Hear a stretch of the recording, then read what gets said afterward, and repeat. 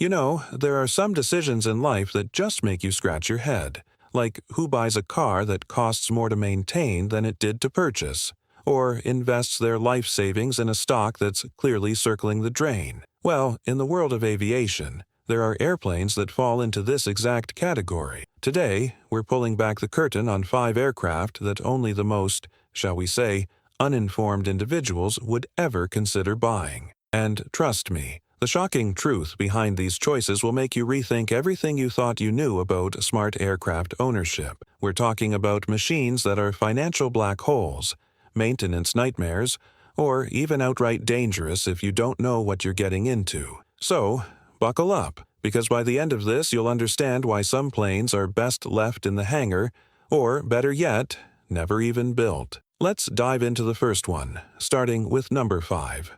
5. Piper PA-38 Tomahawk, the Tomahawk budget trap. Alright, let's talk about the Piper PA-38. Tomahawk, affectionately, or perhaps not so affectionately, known as the Tomahawk. On the surface, it looks like a perfectly innocent, affordable trainer aircraft designed to compete with the ubiquitous Cessna 150-152. But dig a little deeper, and you'll find a history riddled with design compromises and safety concerns that make it a questionable choice for any pilot, especially a new one. The Tomahawk was introduced in 1978, and its primary goal was to offer a more modern, side-by-side seating trainer with better visibility than its Cessna counterparts.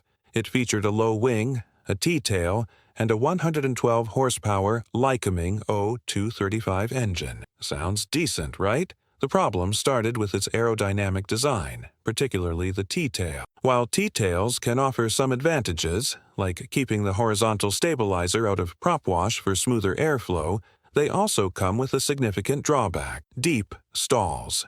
In a conventional tail design, as the wing stalls, the turbulent air often hits the horizontal stabilizer, giving the pilot a clear buffet warning. With a T-tail, the horizontal stabilizer can remain in clean air even when the wing is deeply stalled, leading to a sudden, often unrecoverable, pitch-down moment. This characteristic earned it the nickname Tomahawk among instructors and students alike, as its stall recovery could be far less forgiving than other trainers. Beyond the stall characteristics, the Tomahawk also faced structural issues. Early models were plagued by reports of tail flutter, a dangerous aerodynamic instability that could lead to structural failure. This was addressed with various service bulletins and airworthiness directives, ADs, but it certainly didn't help its reputation. Furthermore, the wing structure itself became a point of concern. The original design had fewer wing ribs than some comparable aircraft, leading to concerns about wing flexing and fatigue over time. While later ADs and reinforcement kits aimed to extend the wing's life limit, the underlying design choices raised questions about its long-term durability and safety margins. From a technical standpoint, the Tomahawk's stall speed, at around 48 knots clean and 47 knots with flaps, was actually slightly higher than the Cessna 150-152, which could be a critical difference for a student pilot learning to land. Its climb performance, with a rate of climb around 700 feet per minute, was adequate but not exceptional. The fuel capacity was typically around 30 gallons, giving it an endurance of about 6.6 hours, which is reasonable for a trainer. However, the cumulative effect of its challenging stall characteristics, structural concerns, and the need for specific maintenance to address ADs made it a less than ideal choice for many. For someone looking for a cheap entry into aviation, the initial low purchase price of a Tomahawk might seem appealing, but the potential for costly repairs, higher insurance premiums due to its safety record, and the inherent challenges in its flight characteristics make it a plane that only a truly naive buyer would consider a smart investment. 4. Piper Aerostar, the maintenance in a shoebox speed trap. Next up, we have the Piper Aerostar. Now, if you're into speed, the Aerostar is definitely going to catch your eye. Designed by the legendary Ted Smith, this aircraft was built for one thing: going fast. And it does that exceptionally well. With models like the Aerostar 600 and the turbocharged 700P, these twins can cruise at speeds exceeding 250 knots, making them some of the fastest piston twins ever built. But here's the kicker: that speed comes at a monumental cost, not just in fuel, but in maintenance that will make your wallet weep. The Aerostar's design is incredibly sleek and compact. This is great for aerodynamics, but an absolute nightmare for mechanics. The engines, often Lycoming IO 540s or TIO 540s, are shoehorned into incredibly tight cowlings. This means that even routine maintenance like changing spark plugs or inspecting hoses can turn into an all-day affair, requiring specialized tools and contortionist mechanics. The labor hours rack up incredibly fast. For example, a typical annual inspection on a non-pressurized Aerostar 600 can easily run you $5,000 to $8,000. Step up to a pressurized 700P, and you're looking at $12,000 to $15,000. And that's for a non-eventful annual. Any significant repair, and those numbers skyrocket. Let's talk about fuel. The Aerostar is thirsty. At a typical cruise setting, you're burning anywhere from 45 to 56 gallons per hour, GPH. With current avgas prices, that's a significant operational cost. For a 100-hour year, you're looking at thousands of dollars just in fuel. And while it's fast, its useful load can be surprisingly limited, especially with full fuel. Many Aerostars, when topped off, have a maximum payload of only around 600 pounds. That's 2 average adults and maybe a small bag, severely limiting its utility for family trips or cargo. Engine overhauls are another major financial hit. The Lycoming TIO 540 engines, while powerful, are complex. An overhaul for one of these engines can easily cost upwards of $60,000 to $80,000 per engine. With 2 of them, you're looking at a 6-figure bill every 1,800 to 2,000 hours. The aircraft also has a complex hydraulic system, often with an auxiliary pump in the nose and a battery relocated from the tail to improve weight and balance, all adding to the complexity and potential for expensive repairs. So, while the Aerostar offers exhilarating performance, its design makes it a mechanic's worst enemy and an owner's financial black hole. The initial purchase price might seem like a bargain for the speed you get, but the ongoing operational and maintenance costs are so astronomical that only someone completely oblivious to the realities of aircraft ownership would willingly step into this speed trap.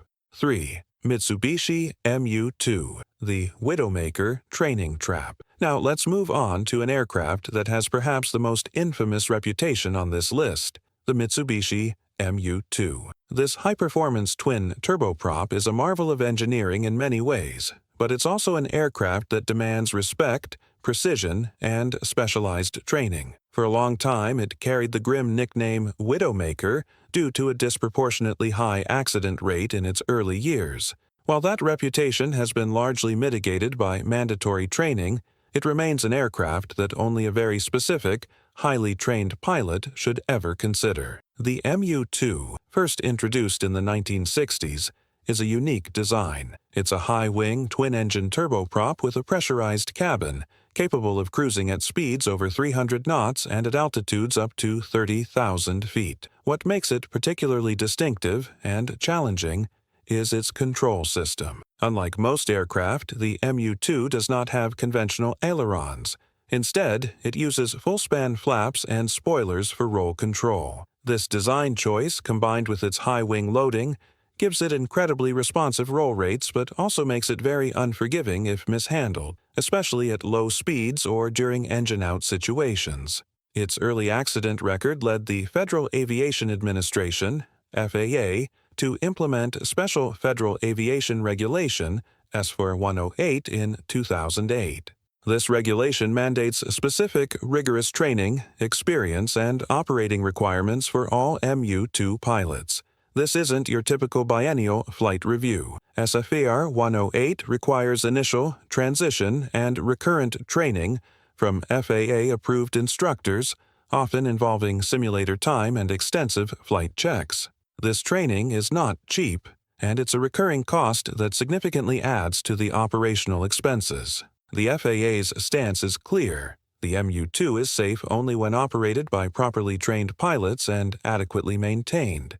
The cost of this specialized training, combined with the already high insurance premiums for a high-performance turboprop, makes the MU-2 a financial commitment that far exceeds its purchase price.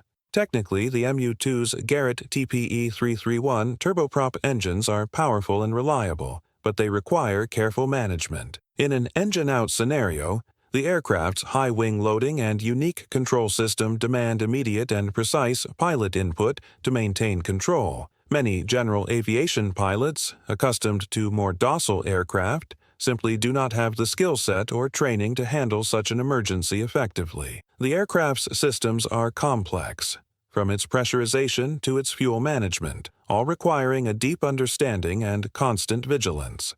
So, while the MU-2 is a capable and fast aircraft, its demanding flight characteristics, the mandatory and expensive SFAR 108 training, and the high insurance costs mean that only a pilot who is fully committed to continuous, specialized training and has a deep understanding of its intricacies should ever consider owning one. For anyone else, it's a training trap that can quickly become a financial and safety nightmare.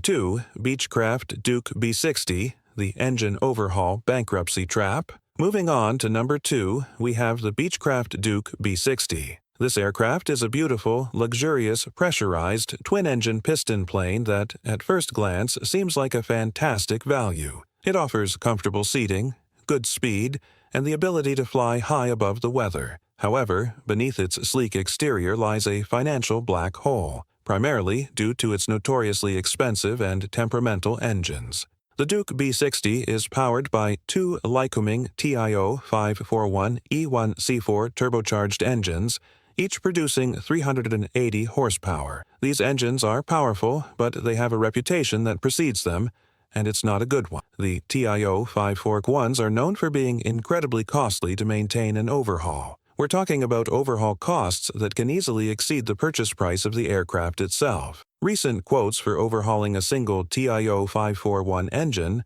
hover around $91,000. Since the Duke has two of them, you're looking at a potential bill of $182,000 for a twin-engine overhaul, and these engines often don't even make it to their stated time between overhaul, TBO, of 1600 hours, frequently suffering from camshaft issues and heat management problems that lead to premature failures.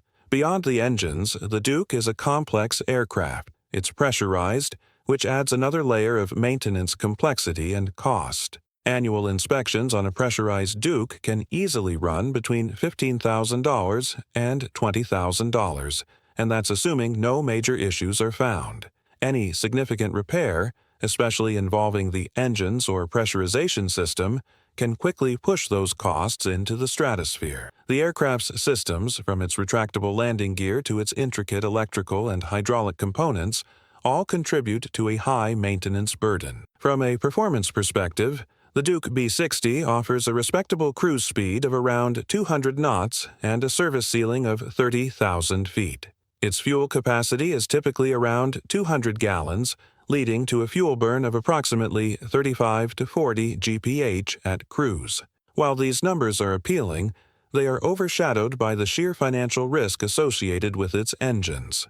Many owners have found themselves in a situation where the cost of an engine overhaul far outweighs the aircraft's market value, leading to the difficult decision of either sinking a fortune into it or parting it out. So, while the Beechcraft Duke B-60 might appear to be a luxurious and capable aircraft at an attractive price point, its notorious Lycoming TIO 541 engines are a ticking time bomb for your finances. Only someone completely unaware of the astronomical overhaul costs and maintenance demands would fall into this bankruptcy trap. Ether 1. Beechcraft Starship, the unrepairable unicorn billionaire trap. And finally, at number 1, the undisputed champion of airplanes only very dumb people buy, the Beechcraft Starship 2000A. This aircraft is a technological marvel, a futuristic design that was decades ahead of its time. It's a twin turboprop pusher with a canard design and an all-composite airframe. It looks like something straight out of a sci-fi movie. But here's the brutal truth. The Starship was a commercial disaster of epic proportions, and owning one today is an exercise in masochism, even for the ultra-wealthy. The Starship was introduced in the mid-1980s, and Beechcraft poured hundreds of millions of dollars into its development. The idea was to create a revolutionary business aircraft. However, only 53 production models were ever built. The program was such a financial black hole that Beechcraft eventually tried to buy back every single Starship they had sold, with the intention of scrapping them. Why? Because supporting such a small fleet of a highly complex, unique aircraft was simply unsustainable. Let's talk about maintenance and parts. The Starship's airframe is constructed almost entirely from carbon fiber composite materials. While this offers strength and lightweight, it also means that repairs are incredibly specialized and expensive, if not impossible. Finding mechanics with the expertise to work on a Starship is like finding a unicorn. And parts? Forget about it. There's virtually no supply chain for Starship components.